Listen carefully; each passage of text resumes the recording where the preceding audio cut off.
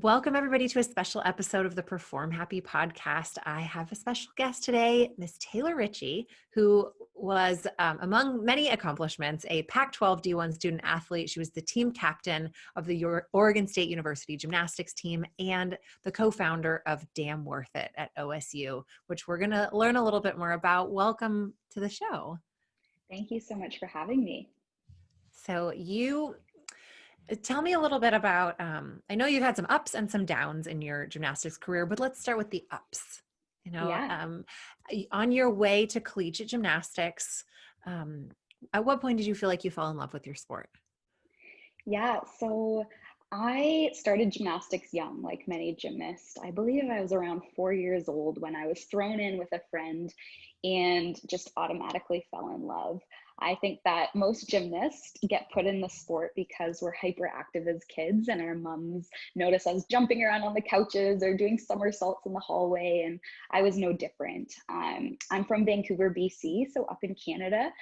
So I started young, fell in love, and kind of just put my head down and ran with the sport for most of my childhood and early adult life. I moved up pretty quickly. I competed for Team BC and Team Canada throughout high school, so I had some really cool opportunities representing my country, which was really awesome. It was very, very honorable to wear the maple leaf while I was doing the sport that I love.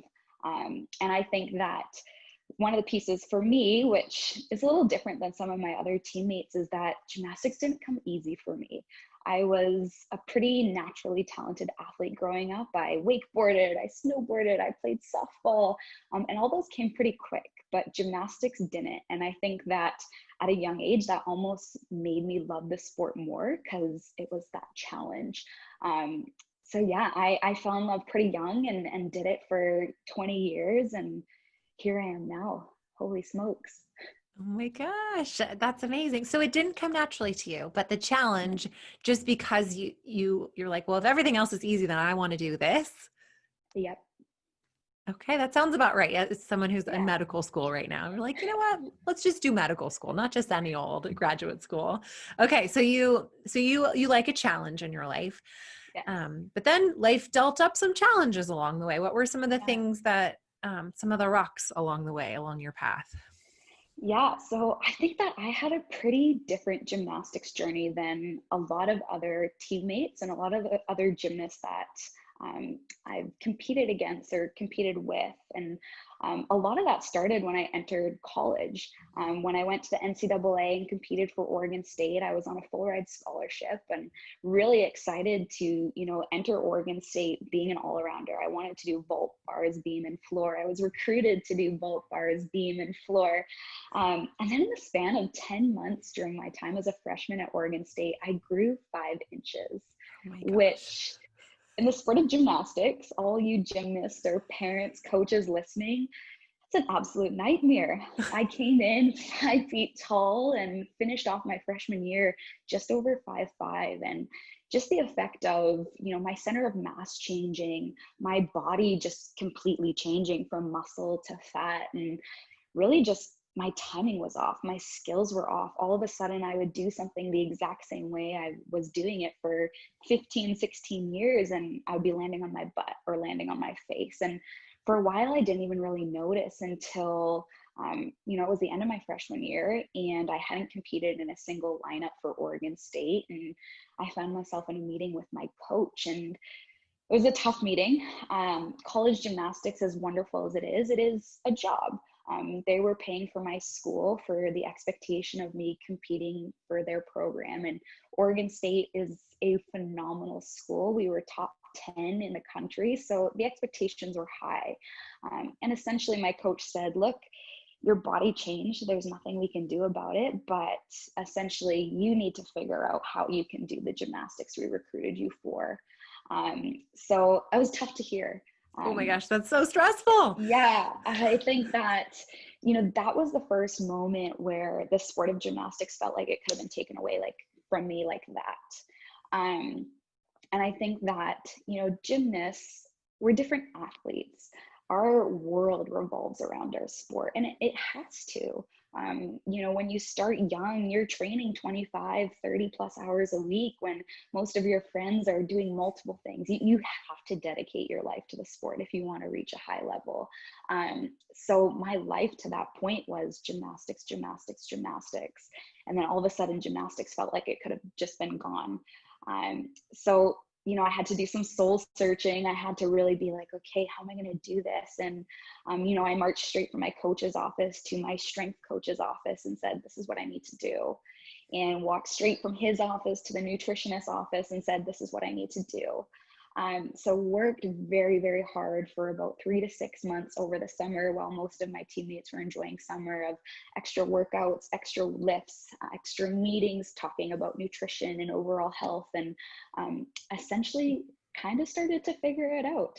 My sophomore year, I broke into the lineup on vault, and junior, senior year, I consistently started for Oregon State on floor and vault, and, was named team captain my senior year. And I think all of that really taught me that the experience of being a student athlete in the NCAA is so much more than your sport. And it really forced me to jump into areas outside of college athletics that I never imagined. So I got super heavily involved in our student athlete advisory committee. I did a bunch of volunteering, and really just kind of said, okay, like I've had this moment of realizing what life could be without gymnastics. So let's make sure I'm prepared for when life doesn't have gymnastics anymore. So it was a kind of good preparation, I would say. But after that first year, the next couple of years of my gymnastics career were pretty exciting, pretty fun. Then I was hit with another couple challenges my senior year.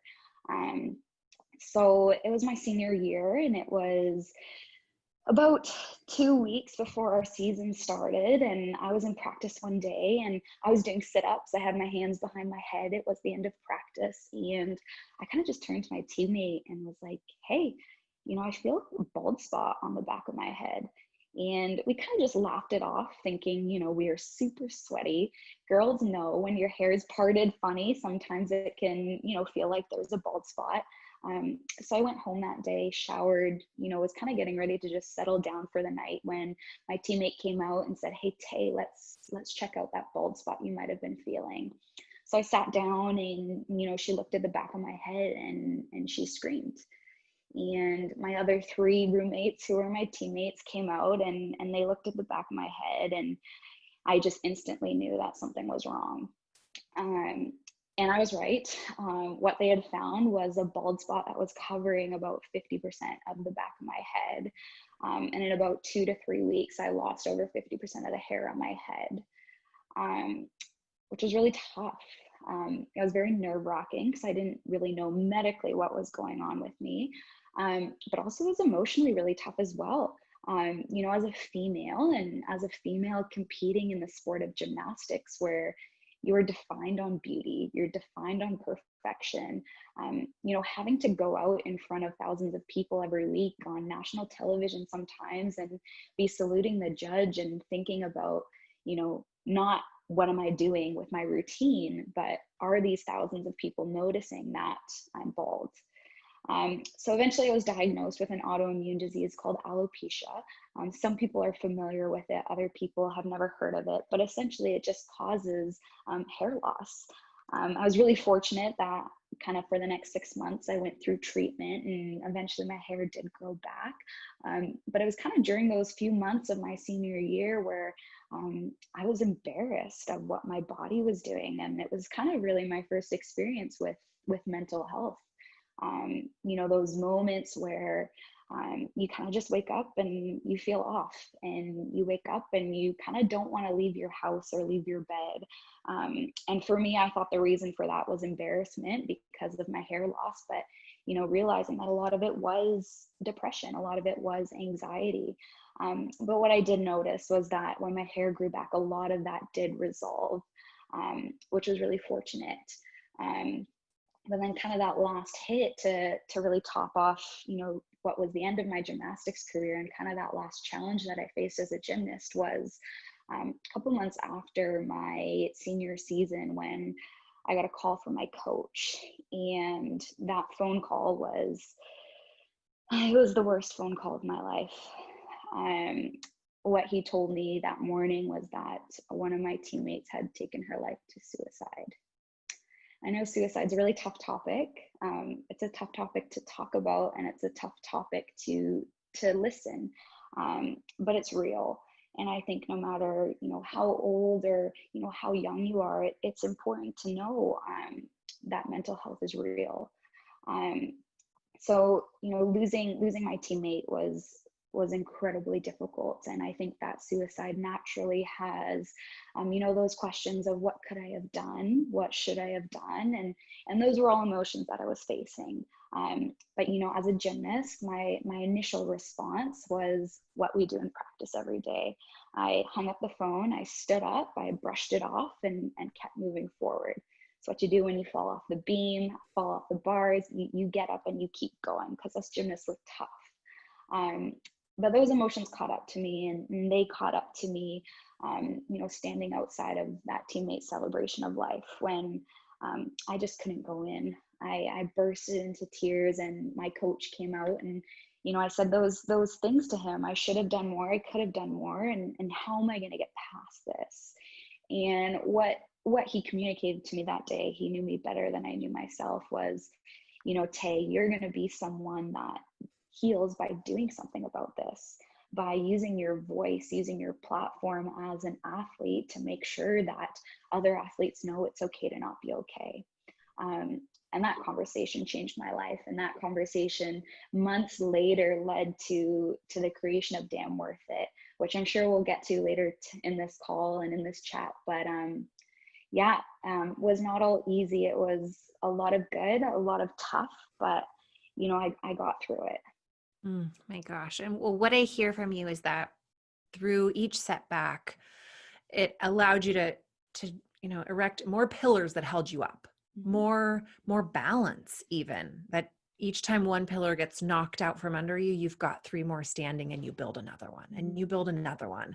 And then instead of going into self-pity, you're like, okay, what can I do about this? And, using those moments of sadness and grief and fear to go, okay, let's do something. But then I like how you touched on that. Like, we gymnasts were like, I'm fine. It doesn't hurt. It's okay. I'm not sick. And then you're like, oh my gosh, you have the flu and a broken ankle. And like, for goodness sake, sit down and relax and like cry.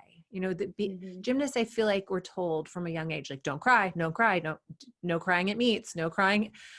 And then there is a time though, when we have to be able to just cry, like cry it out and feel it and grieve. And so when you had that moment of like incredible grief, did you allow yourself to fully grieve, or were you still kind of fighting back against that, trying to just be okay?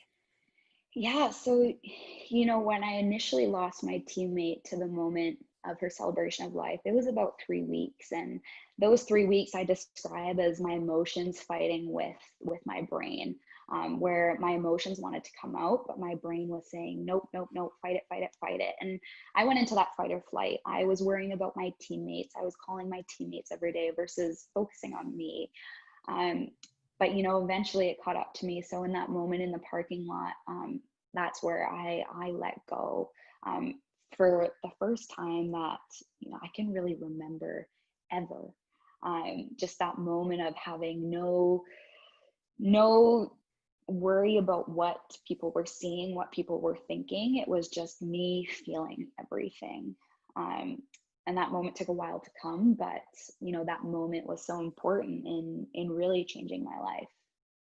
And so from that point, what has changed? So you and your co-creator of Damn Worth It. Tell us what is this initiative that you've put together, and how did that come about?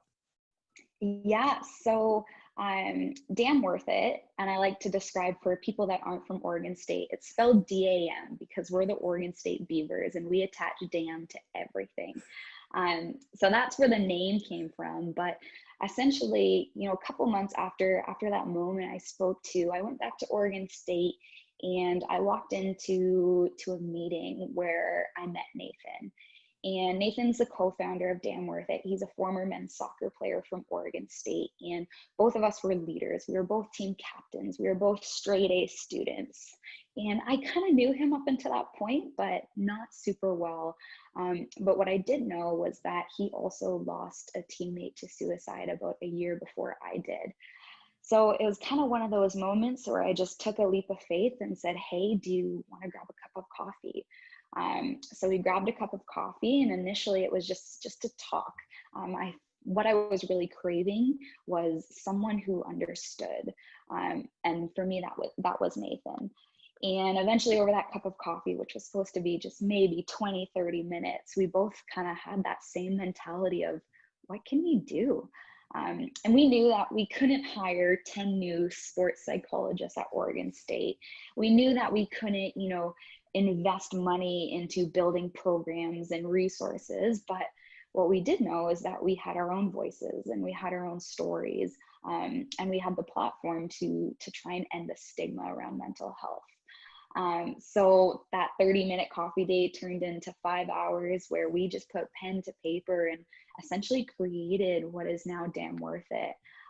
So Damn Worth It is essentially a mental health initiative that has the mission of utilizing the influential platform of sport to open up the conversation around mental health, making everyone know that they're damn worth it. So we started this initiative off back in 2017, so 3 years ago today. And since then, it's been absolutely incredible to see how it's grown.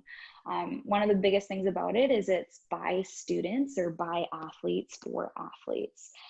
So essentially what we do is every sports team at Oregon State has a Damn Worth It game or Damn Worth It meet where our athletes are warming up in shirts that say Damn Worth It. We're having students passing out mental health resources and flyers and wristbands. We have a promo video play. And essentially, our goal at these Damn Worth It games is to bring the uncomfortable topic of mental health into a comfortable atmosphere of sport. So those Damn Worth It games have been going on for just over 2 years now. We also work to bring resources and education through counselors and our counseling and psychological services to our student athletes at Oregon State. And Nathan and I have had the great privilege of expanding Damn Worth It beyond Oregon State throughout the Pac-12 conference by speaking to their student athletes and sharing our stories, and very, very recently creating Damn Worth It as a nonprofit to take that mission and that vision beyond even the university level, but bigger and more impactful for everyone. My gosh, just the image in my mind of you two sitting at that coffee shop and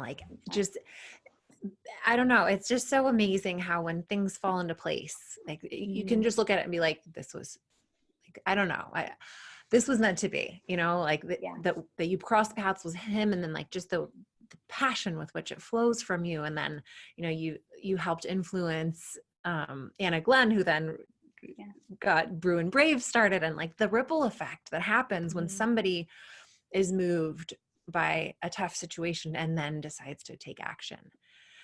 But there's got to be a lot of fear that you came up against because, this required you to get really, really vulnerable a lot of times. What was that like for you to share your story, like what you're doing here today? Yeah. I kind of have 3 big lessons that I learned and that I tell people that I learned when I do share my story. And kind of those 3 lessons, the first was resume. So as you kind of mentioned earlier, I'm in medical school. So for me to get into medical school, my resume had to be shiny. I had a near 4.0 GPA. I was president of multiple committees within Oregon State, the Pac-12, the NCAA. I did a lot, and I had to. And I held this certain pressure of wanting to walk around and represent myself as those lines on my resume. But what I learned through those experiences and through sharing my story is that really the true value of Taylor Ricci is not on those lines, but those spaces in between the lines.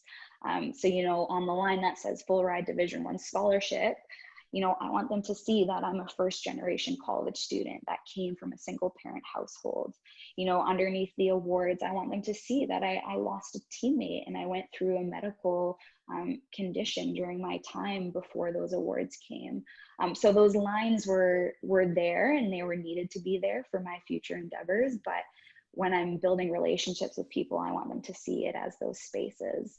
And then kind of the second lesson that I learned, which I think is more directed to your question, is the lesson of vulnerability. And for a very long time, I thought that vulnerability meant weakness. And we were kind of talking about it earlier. In gymnastics, we're not supposed to cry. And if we cry, we usually, it's not Get yelled great. We at. either have to do more conditioning, or we get yelled at, or we have to do more. So, I was so trained not to show emotions or vulnerability, because I thought that it was weakness. And, I think a lot of that is being an athlete, but that lesson of vulnerability being strength took a long time, but it was there. Kind of the story I share around it is that, the first couple of times I stepped into a counseling office, we had these backpacks at Oregon State that had like your sport on them. So it was in huge writings, gymnastics. And that's how everyone around the school knew that person was a student athlete. And the first couple of times I went in, I left that backpack in my car, because I felt like here I was getting my school paid for, wearing all this cool Oregon State gear, having all these privileges of being a student athlete. Who was I to be struggling with my mental health when I know people were being given far less and going through far more? So I was almost embarrassed to be vulnerable. But that moment where I walked in the first time with that backpack on, that was a huge breakthrough moment for me of, really accepting, I'm going to be vulnerable here. And since then, that's really helped me with sharing my story, which is that third lesson I learned. And that's the idea of your story being your superpower. Before I shared my story for the first time, my story had so much power over me. But when I finally shared that story, which it was not easy, and even now it may seem easy me sharing it because I've shared it so many times, it's still tough, but I've learned that my story is now my superpower. My story has the ability to make people feel like they're not alone, to make them feel like it's okay to not be okay. And for me, that fear and that scaredness to share it is overpowered by me knowing the impact that my story can have. So that's been helpful to learn over the last couple of years. Oh my gosh. Yeah. I mean, it just, the way that you describe, I'm like, it brings back all my story is my greatest superpower. Absolutely. And for so long I was ashamed. I never made it to level 8, because of my fear, but that's exactly what I now do is I help people with fear, and I can uniquely help because of that. And what I see for you is like this shift from inward to outward consciousness that like, oh, it's not about me. It's no longer about me. When the story goes outward, when it's my story, then I can carry shame with it or fear or worry, but then when that story goes outward and it's just fully owned, like in all my weakness and vulnerability, I mean, they look at you and be like, oh my gosh, Taylor Ricci's perfect. I'm sure, like, oh, she's so perfect. She has everything together at all. But it's in the vulnerability and in the, quote unquote weakness that we really, I think, find our value as a human in helping other humans, which is like, that's way better than medals. And I mean, I'm sure like medals are fun and great, but having a purpose in life, I think is like really makes life worth living beyond sport, because eventually gymnastics ended, right? And you did not disintegrate. Yes, gymnastics did end. And, I was really fortunate that pretty early on, I discovered a passion for medicine. And a lot of that was built from gymnastics. Us gymnasts get hurt. I fell in love with the human body every time I went to the doctor. So having that other passion outside of my athletic identity was huge. But there definitely still is. I think every athlete that retires or quits or has an injury that ends their career, you kind of go through that. Who am I? I'm, no longer Taylor the gymnast. And, to my family, probably till the time I'm 80 years old, I'll be Taylor, you're the gymnast, right? But, learning different pieces of your identity was huge. And I love that image of you not only not being afraid to wear the backpack, but actually wearing it now with a purpose into the counseling Yeah. office. Like, yes, here I am. I'm a gymnast and I'm walking in to seek help. You should come too. Want to come? Let's talk about it. Yes. It's the same situation, but two different stories. One is a story of shame and one is a story of power. Yeah. And so what can people do? Now, I worked with an athlete who is maybe 12, 13, who her friend at school was telling her she wanted to commit suicide. Mm. And this was, occupying her whole mind at gymnastics. She's like, I can't even go to practice. I need to be babysitting this person. And what can I do? And, for people who are up against mental health issues, what can people do? What recommendations do you give for those situations? Yeah. So, something I always like to preface is that I'm not a mental health professional. So everything I speak of is from personal experience. But, something that I have learned from mental health professionals is that people are not more likely to commit suicide, or sorry, die by suicide or take their life by suicide if you ask them if they're considering it or you talk about it. And kind of the point behind that is that, I've had moments with friends or teammates where I've directly asked them, look, I'm really worried about you. Are you thinking about this? And a lot of those times, they laugh it off and they're like, gosh, no, but it also expresses the concern that you have for them. But, sometimes it does open up that door of someone just needing someone to notice, and then you can direct them to whether it be, a doctor or a mental health professional. So that's kind of the first thing. And, the other big thing is that, I sit here today and I'm not actively in counseling, but I am actively and proactively investing into my mental health. And I kind of like to view mental health as this spectrum. So there's mental illness, which is what I think a lot of people think of, which is the suicide, the depression, the anxiety. But then there's the mental wellness side. And on that side, it's, competing at your best, training at your best, being fearless, being just dominant on and off the competition floor, or in the medical field, or whatever you do. And this idea of you're constantly wanting to work towards that mental wellness. So things like meditating, things like working out, things like just talking to people and expressing those emotions, those are things that I try and do, every single day to just constantly invest into that mental wellness. And I think that, the third advice or the third thing is, not being afraid to ask for help. For a very long time, I was the person that was strong and mighty that everyone came to when they needed help.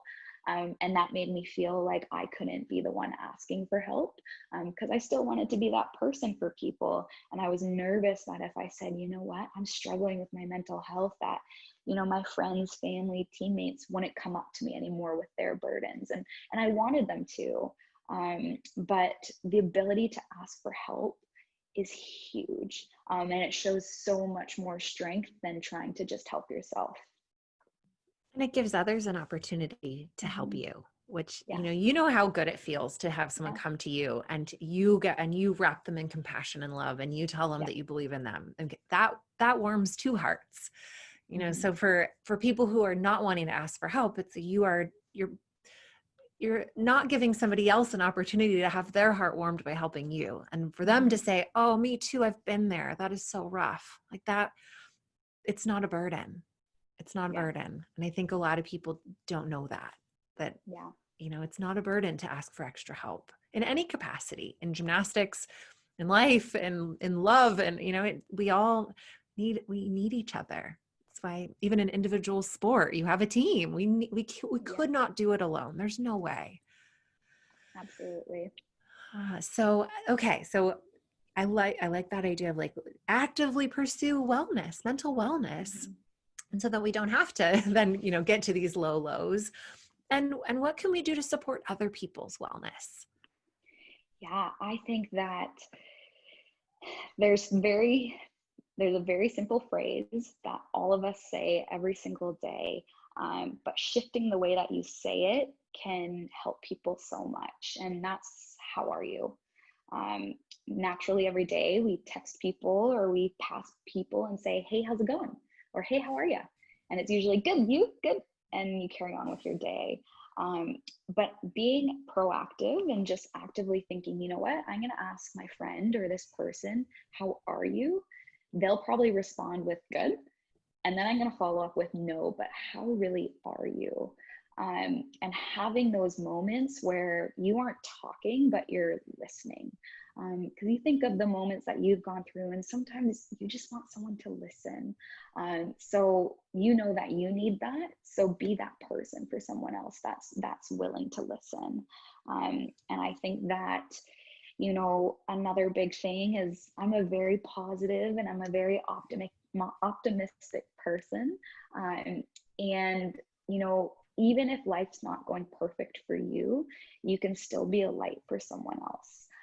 So, you know, constantly just, if you're a gymnast, encouraging your teammates, even when you're having a bad practice, or, you know, saying thank you to your coaches, even when your coaches may not have been, you know, the nicest to you. Even when you hate them a little. Because you never know what they're going through either as well, right? And just, you know, being that light for someone, I think that, you know, it's such a small thing that you can do, but it can make such a difference in someone else's life. Mm-hmm. Again, like shifting your focus onto a story that's more useful. Like, okay, I fell on beam. I can either sit here and pout, or I can cheer on the next girl. Yeah. And like, you get a couple of choices of how you either suffer or you get the goodness back. So which one are you going to Absolutely. choose? Yeah, I remember so vividly my senior year. So I was co-team captain with my teammate, and you know, we were walking into practice one day together, and we were like, holy smokes, every single muscle in my body hurts. How am I gonna make it through this practice? And we did not want to be there that day, but we just made the commitment of, you know what, I think how we're gonna get through it is just not focusing on us, but focusing on the team. And we kind of made that commitment together. And to this day, that I remember that practice so vividly, and it was not good. I did not make it through a floor routine. I did not make my vault, but overall it was a good practice for our team. And, you know, like you were just mentioning, shifting that focus from you to someone else can also sometimes just help you get through the hard days as well. Absolutely. Unquestionably. That's like it's a secret thing you can do. It's like get out of your own suffering and into other people's successes. And yeah, then you can look at that and you can pick a story. Either I had a bad practice or my team had an awesome practice. Both are true, but which one are you going to pick? And which one are you going to carry out the door at the end of practice? Absolutely. Yes, beautiful. Well, if people want to find out more about Damn Worth It or contribute, how do they do that? Yeah, so you can follow Damn Worth It campaign on Instagram, Twitter, and Facebook. As I kind of mentioned, Damn Worth It has very recently become a 501c3 nonprofit, so essentially just a nonprofit organization. But you can go to damnworthit.co to learn more. That website will be up and running within the next couple of days, and you know that's a way that you can support, learn more, or just actively follow Damn Worth It moving forward. And of course, you can always reach out to me. My name's Taylor Ricci. I'm active on all social medias, and I'm always more than happy to talk to gymnasts, to parents, to coaches. I think that when you're a gymnast that love the sport, you love to help other gymnasts love the sport as well. Absolutely. Thank you so much, Taylor. It has been such a pleasure. Yeah, thank you so much for having me. All right. Wonderful. Amazing. Oh my gosh, you're such a good speaker. Oh. Do you have your TED Talk yet? I have never done a TED Talk, but Nathan and I, we did about 20 public speaking presentations a year and a half ago. So it has really, really helped. Yes, totally. Yeah, it definitely really helped. Let me know when you have your TED Talk. I will attend. I mean, your story is so powerful. You're a light and a force, and I'm so excited. I'm definitely going to share the nonprofit. That's amazing. Yeah, very, very recent. We've been working towards it for such a long time because, you know, it's mental health is not just university students, it's high school. And you know, we were so bounded by just being like a university campaign that we just wanted to expand it bigger. So it's been a lot of work, but it's been a huge passion project. Yes, cool. That's well, and it's awesome. So keep me posted, and then we'll Absolutely. definitely like we'll share on our social, and because I'm like, yeah, I'm on the same mission. It's like it's Yeah. okay to not be okay, and it's okay to need help, and it's okay to not be perfect, Yes, and that's what brings out the best in us, I think. absolutely. Yes, awesome. Well, back to your schoolwork, I'm sure. Yes, I'll take a little break, but then I'll get Okay. back to it. Oh, it was so nice meeting you, and we'll be in touch. Yes. Yeah, Okay. absolutely, Thanks Rebecca. again, Thanks again Taylor. for reaching out. This Yeah. was awesome. Awesome. Thank you. Bye. You're welcome. Bye.